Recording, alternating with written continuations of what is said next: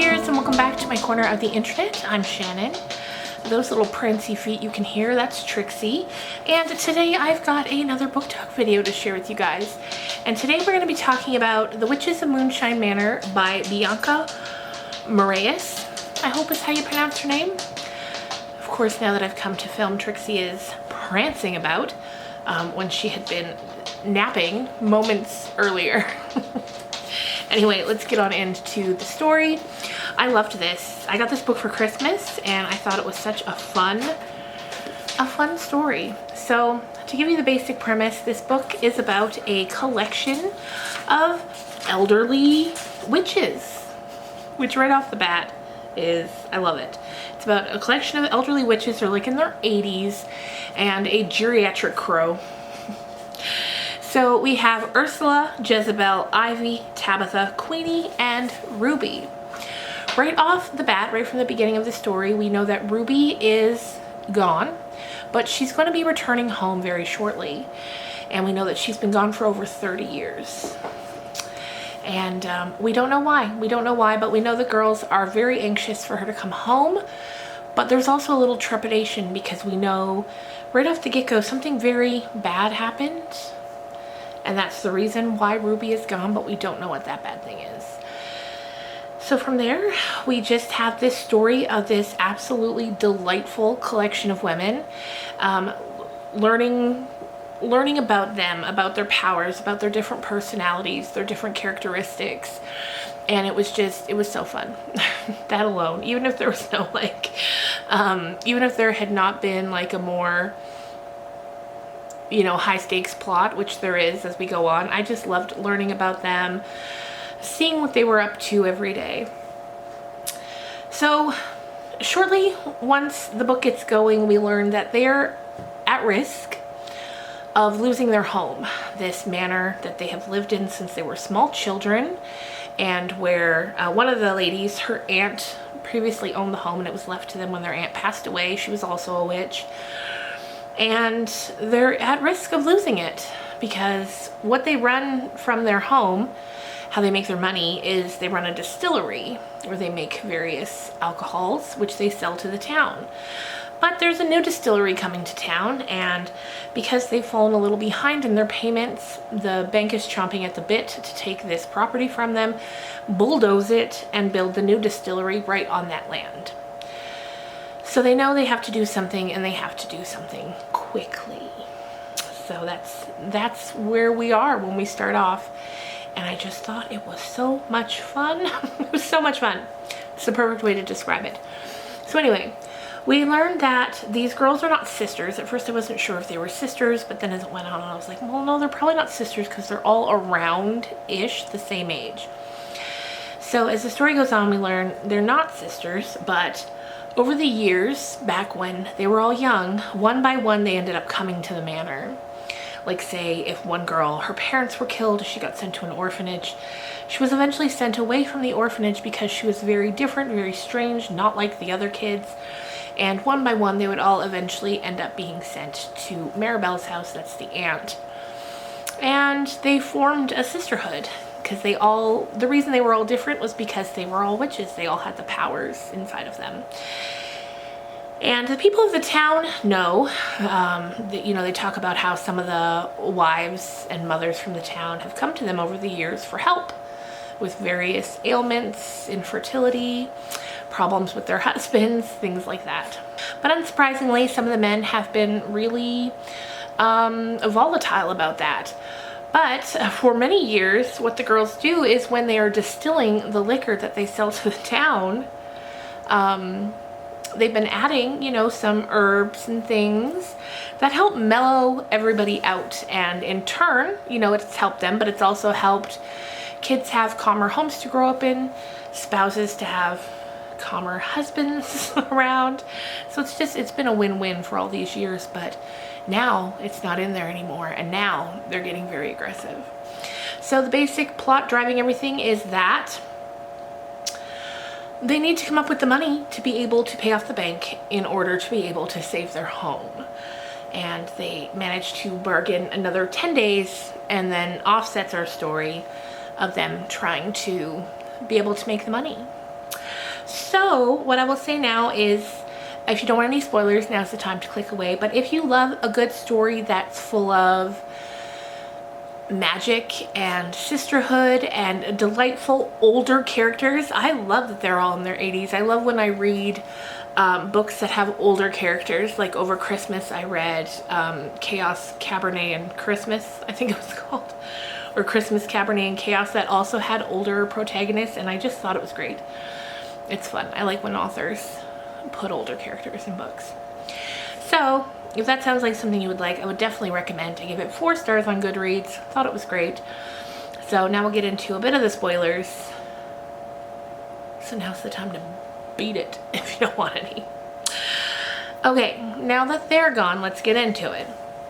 So what we find out eventually is Ruby's not just gone away for some whimsical type of reason. She's in prison for accidentally murdering a police officer. One night, it just all goes sideways. Situation gets out of control because we learn that Ruby, one of the witches, she was kind of born different, and she can switch in between genders. Sometimes she's, she'll wake up and she's presenting as a boy, and then other days she wakes up and she's fully a woman. And it kind of goes back and forth between that. And as time goes by, at first she loves it. She loves the different sides of herself. But as time goes by, and especially once she meets a man that she wants to get married to, she really wants to be a woman full time. And so in order to do that, there's a spell in the book that will grant you whatever it is you want, but you forfeit your magic for it. So she's like, I want to do that. I want to be able to stay a woman, not have to worry about changing back and forth all the time, especially because I'm getting married. My husband, or my future husband, knows me as a woman. That's how I want to be forever. So there's a bunch of things that need to be procured for this spell to work, and one of getting one of those things involves not a bank heist, a museum heist. They have to steal a important artifact that it came from witches. It belongs to witches. It should be with the witches. So they create a duplicate that for any regular person looking at it or admiring it wouldn't know the difference. Because if you're not a witch, you can't do anything with it anyway. It's just on display. And they're gonna switch it, and they managed to get through the heist. At first you're like, oh, this is gonna go poorly, but it doesn't, and they managed to make it through. One of the other things we learn as time is going by is that Tabitha, one of the sisters, is actually dead. She's a ghost in the house. She doesn't know why she's still stuck in the house. She doesn't know why she hasn't moved on, but here she is, she's stuck. And we learn that on the night that Ruby went to prison is the same night Tabitha was killed. And so what happens, it's the same night as the museum heist, but that went off without a hitch. But then some things happen. They're helping this guy who's Ruby's fiance with his horses. They've been poisoned, and so they all go over to help. Now, I think it was Ursula, she's one of the sisters, and she had a vision earlier of the man that Ruby loves with another woman. So during the heist, the monkey, the monkey that was with them, because Ivy has a lot of animals that she trains and works with, but they brought this monkey who could get in and out easily to get the wand. He, which is the artifact that they need, he stole a couple necklaces while they were in there. And he wasn't supposed to do that. And they're like, oh my god, this monkey. So Ursula, who has her whole life been in love with Ruby, but, Ruby didn't feel the same. She sneaks over to the guy's house beforehand, places the necklace, the stolen necklace, in his possession, and calls the police. Now that she's there with her sisters to do this thing, which she didn't expect them to be there, she expected the cops would show up, they wouldn't be there, but now, of course, the problem with the horses, they are there. The police come. Ursula, minutes before the police arrive, find out that this woman that she had seen him with is his twin sister. So now she's like, oh no. Oh no. But it's too late. The police come. There's a whole thing. Ruby's fiance gets killed in the shuffle. And Ruby, who's trying to protect him,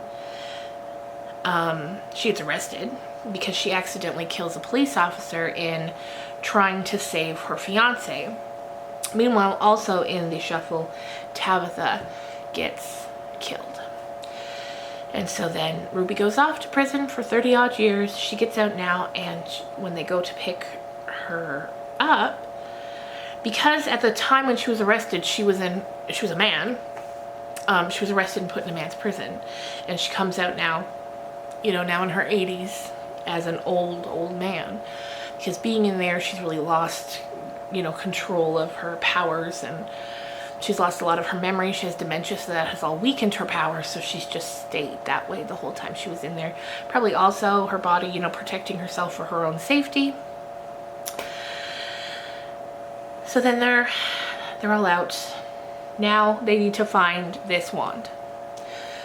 Ruby hid it that night. Now Ursula has, I think it's Ursula or Queenie. I think Ursula or Queenie. I get a couple of them confused sometimes. But she's made a deal with this magic man who's going to buy the wand off of them for a substantial amount of money, and they're going to be able to save the house.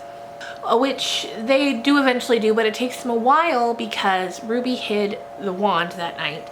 And now she has dementia and she's having a lot of trouble with her memories. But this little girl they befriended is able to help her jog her memories, because when Ruby sees this little girl, she thinks that she's the girl's mother. Like, so she thinks the little girl is her mother from when Ruby was young. And something about that jogs some of her memories, and she's able to help get through to Ruby, and they find the wand. They're able to give it to the ferryman, is what they call him, and he leaves them a lot of money. I think it's $500,000 or more, but I think it's $500,000, and they're able to pay off their house and they don't have to move. And yeah, it was just a really fun story with a lot of really memorable, fun characters, and I think it was written really well. I loved the flow of it, the pacing, it was all really good. Cute cover too. I'll definitely be checking out more from Bianca Marais. I hope I'm saying that right. I like the tagline there where it says, "Why were we taught to fear witches and not the men who burned them?" Loved it. So there you go, you guys, our first full book talk of 2023. Next up, I'm going to have a review for A Death at the Party. It'll be a spoiler-free review because it's not quite out yet. Yeah, and until then, I hope you guys have a great weekend, and I will see you again very, very soon. I hope you're having a great day. Bye, guys.